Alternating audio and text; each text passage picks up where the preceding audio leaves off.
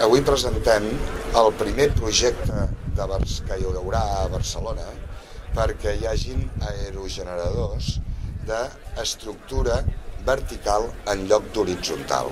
És a dir, vostès saben que la majoria d'aerogeneradors són els de les ASPAs, i n'hem vist en 2 i n'hem vist en 3.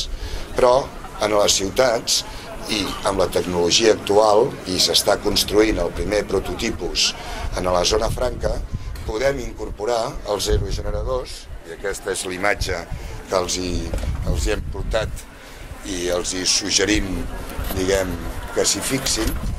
No necessàriament han de ser amb les aspes dels molins de vents tradicionals, sinó que poden ser rotatius i de caràcter vertical.